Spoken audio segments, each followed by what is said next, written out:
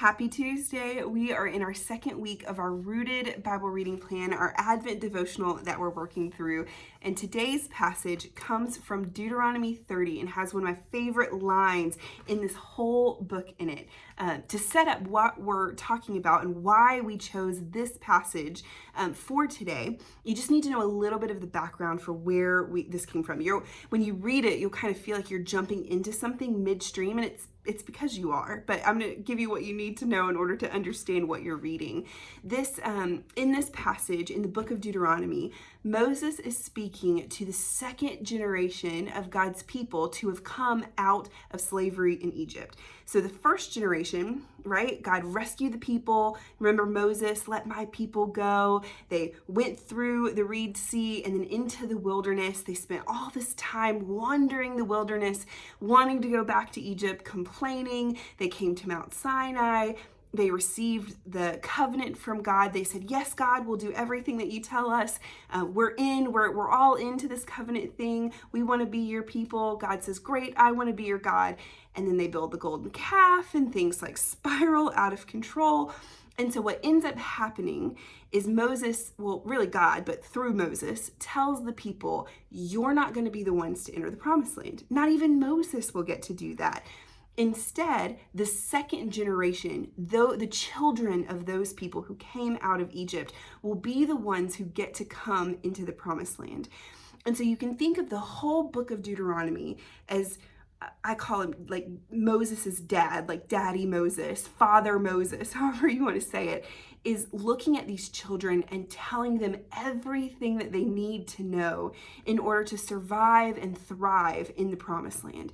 It's like he's giving them one last final, he's about to die at the end of this book, right? This is his final address. This is what he wants to tell them after a life well lived and all the experiences that he's gone through, all of his time working with God and being God's partner in this. This is what he wants to depart to the nation of Israel, the second generation of Israelites to come out of Egypt.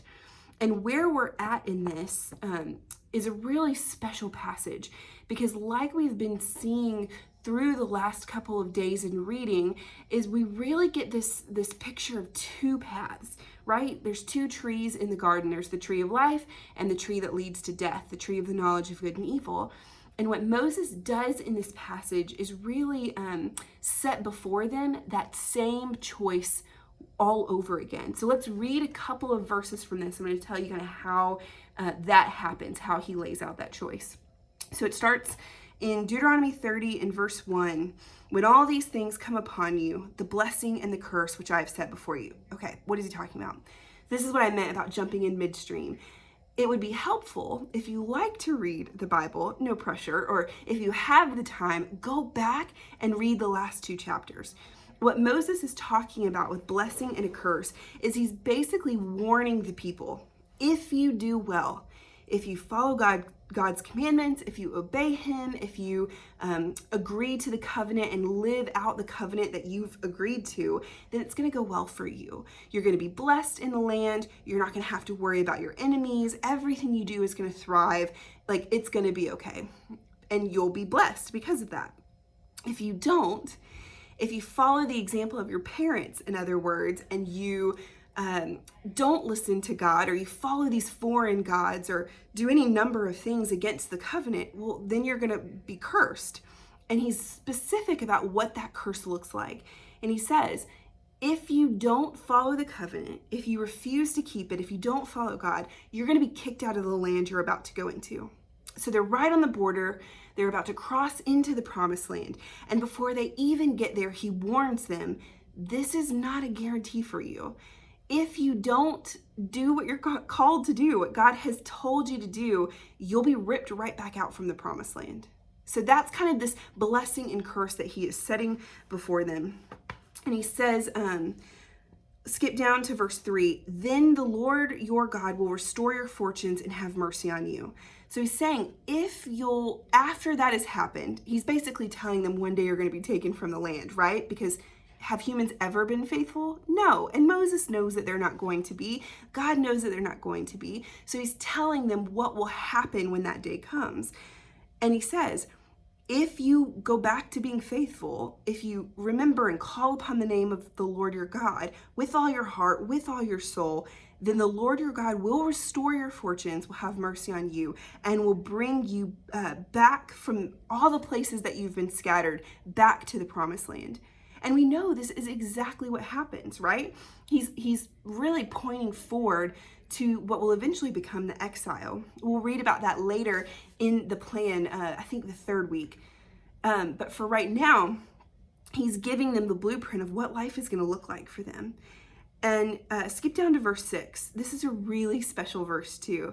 And the Lord your God will circumcise your heart and the heart of your offspring, so that you will love the Lord your God with all your heart, with all your soul, that you may live.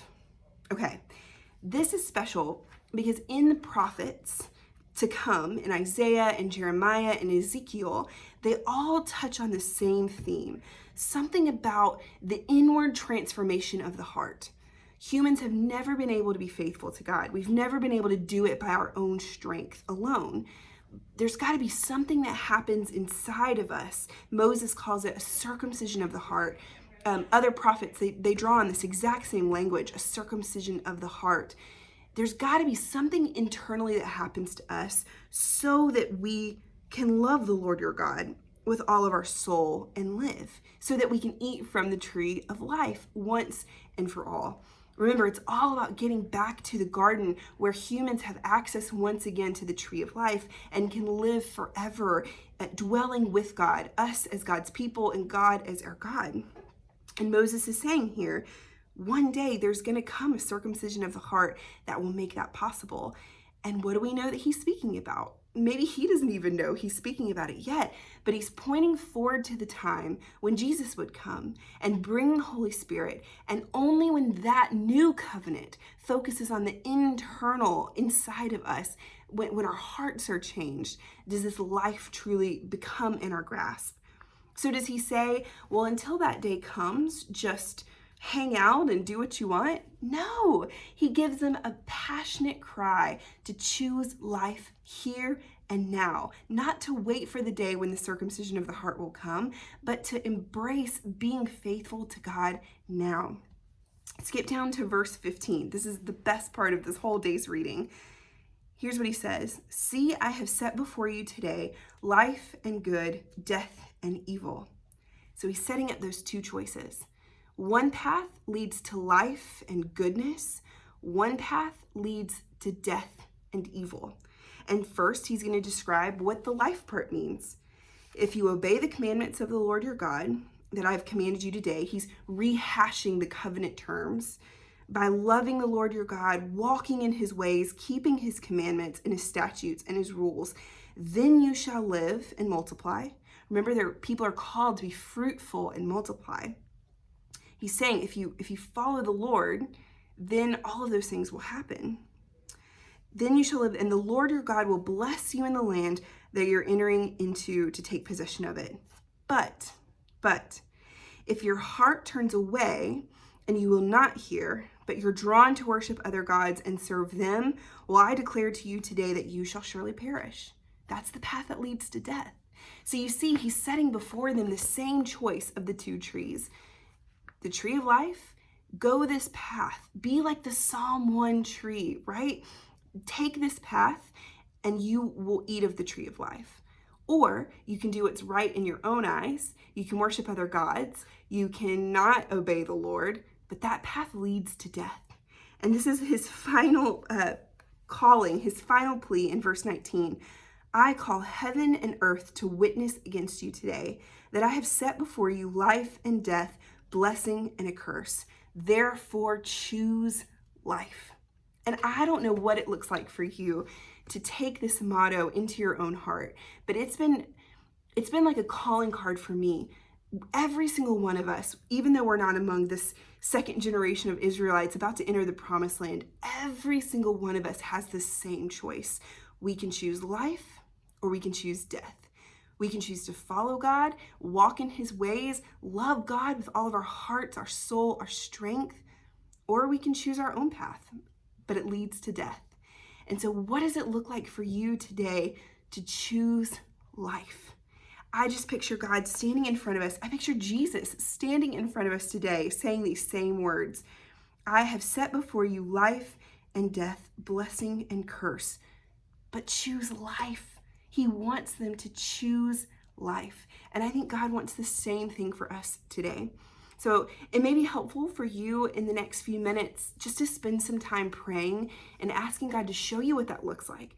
What does it look like for you this week in your life right now, in whatever circumstances that you're in?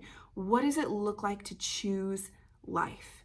And what are the ways where you may be tempted to be walking down the path that leads to death? I hope you're enjoying this plan. Again, never hesitate to let us know what you think or send us an email. But yeah, spend some time in prayer over this. This is a really heavy passage, but it's a beautiful one. Choose life.